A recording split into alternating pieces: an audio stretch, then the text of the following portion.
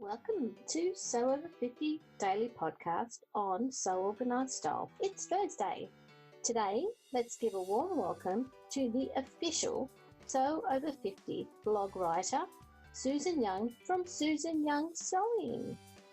So welcome, Susan. Susan, thank you so much for being here. It's wonderful to see you. Well, it's really lovely to be here, Maria. Yes, it's great to be able to talk, isn't it, by modern technology, especially in these really strange times. But no, it's lovely to talk to a fellow sewer who's on the other side of the world. Thank you for having me. Our pleasure, my pleasure. So, Sewover50, what would you like to chat about today? Sewover50, I was there right at the beginning, really, without even realising that I was there at the beginning, because your listeners may be aware that I write the blog post for Sewover50, and that's come about because I was writing a blog anyway about things that interested me, mostly about patterns that I've been sewing or exhibitions that I go to in London, that sort of thing. And I had started to notice that some pattern companies appeared to be disregarding some of the things that I was sewing if my face appeared to be in it, which sounds a bit odd and a bit self-obsessed, I know, but those people who are involved in Instagram will know that it's absolutely normal for us when we make something, a garment, we will very often tag the pattern company, we'll tag the fabric company, and anything else that might be of interest to those people that are looking at your account. So that's normal. And then that alerts, just as it does now with Sewover50, it alerts the pattern company, the fabric company, whoever, that somebody's made their product and they've put it out there for the world to see. So it's essentially a form of free advertising for them. And I'd made a couple of things by a pattern company that I won't name. And when I'd shared photos without my face in, so it was just the garment on my dress stand, that got a like. And then when I shared a photo of me wearing it some while later, there was no interest in it. And I didn't particularly register that, but just obviously I must have registered it enough that it was there in the back of my mind. And then I thought, well, I'll try another tack. So I made a different version of the same dress and shared that. The fabric company that I'd used reposted it, and there were some lovely comments and things.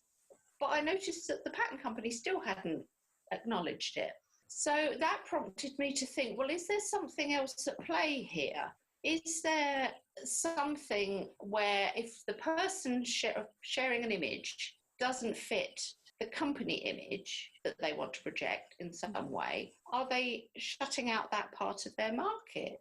So that was how the first blog post kind of came about, because it didn't appear to be an issue with Big Four patterns because they don't engage with their audience very much, although that's changing. Sandy, I was listening to her talking with you, and that is changing. But the indie market, they have the opportunity to use people like us, home sewers, to do their advertising for them. And a lot of them are very keen that we do. And we, as a slightly older community, I loathe to say over 50 because, it could be any age, but we have the money to spend.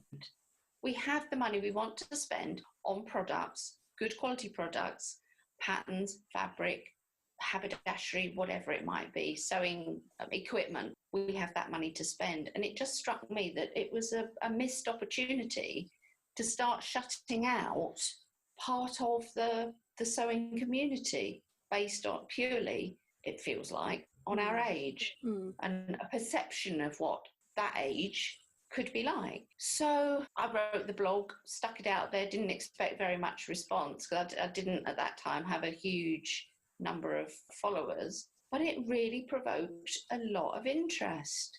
And I got lots of really interesting replies as a result. And I think Judith saw that, Judith Staley, who started the Sewover50 account, she saw that. And at the same time, socialists. Yes, Gillian also commented as well. That's right, she did. She wrote a long reply. And as a result, Judith put her head above the parapet and started the Sewover50 Instagram account, which, as we know, if you're following it now, has very close to 20,000 followers. Went to a huge number of followers really quickly, and that number is still growing constantly. It's growing at about 1,000 followers per month.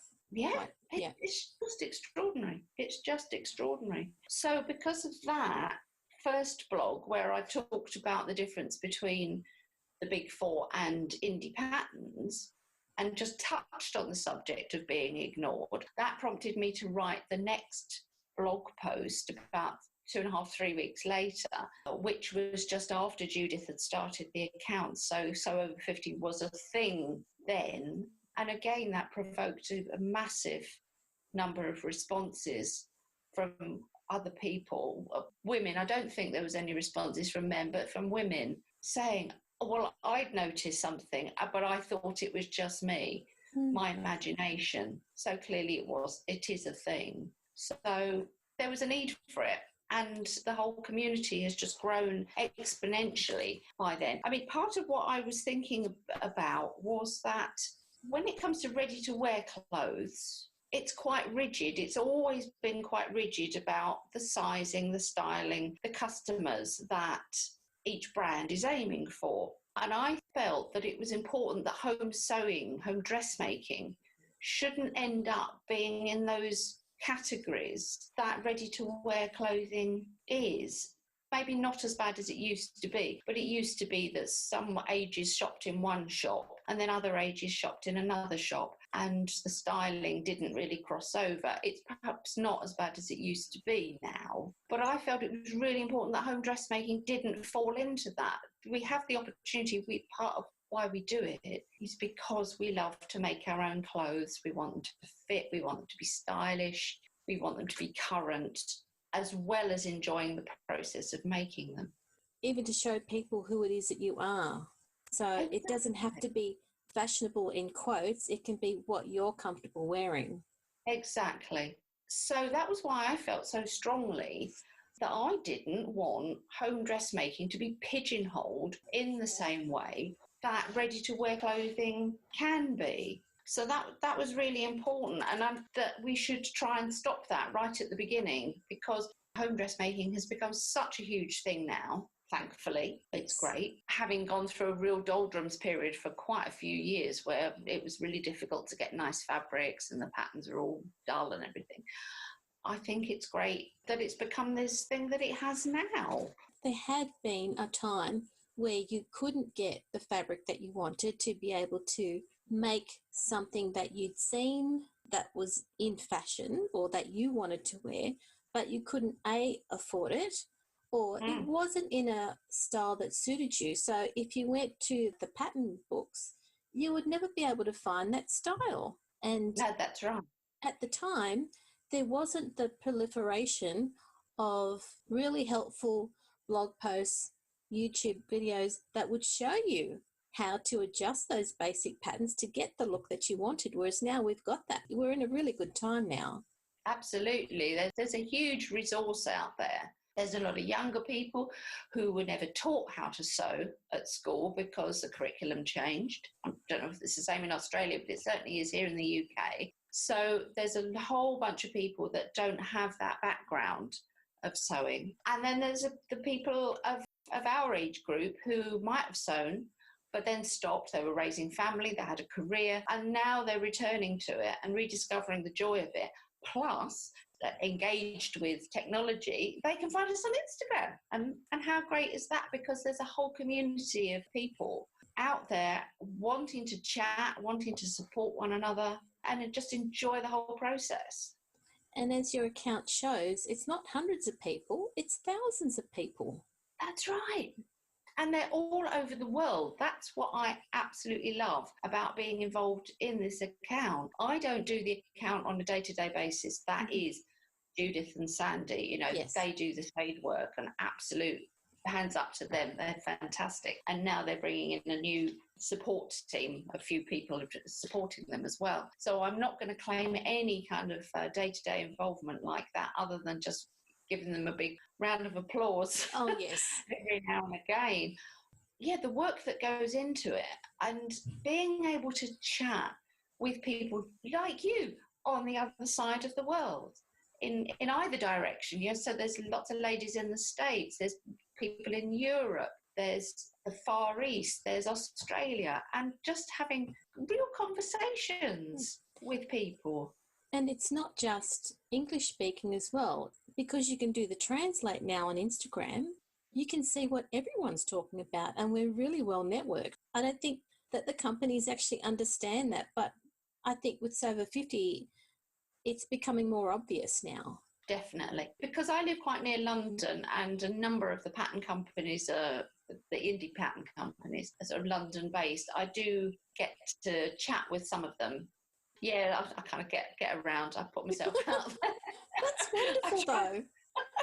Well, I kind of see that if I can do that as my contribution to the Sewover50 account, is to keep us really physically in the eye line of the designers and of these patterns and the publishers and things, then that's what I can do. That's my contribution. I can write the blog posts. Yes. Either when Sandy and Judith say to me, can you come up with something? Or sometimes I'll come up with a topic of my own volition, and I'll just bring it all together for them. But if I can be there and like under the noses of various pattern designers, then I see that as my small contribution to keeping us in the public eye line, really. And the work that you're doing is raising the Sewover50 group into their minds in a positive way. And so they see that as a benefit to understanding the audience of their buyers for their patterns. Yeah. So, it's a benefit to them.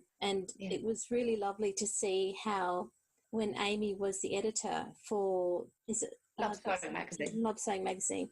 She featured you, and she featured the whole Sewover50 aspect into the magazine. So, Amy's a lovely person, and it was really good that we were able to get that article in there. Yes, that was a fantastic article to have. My job now is to try and encourage the other magazines to feature similar things.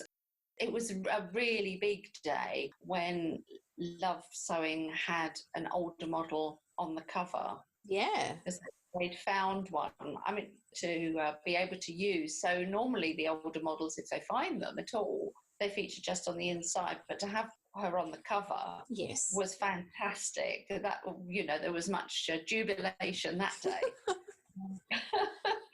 So let's hope that they continue with that. I do appreciate that probably there's not so many older models out there, because being a professional model, there is a knack to it.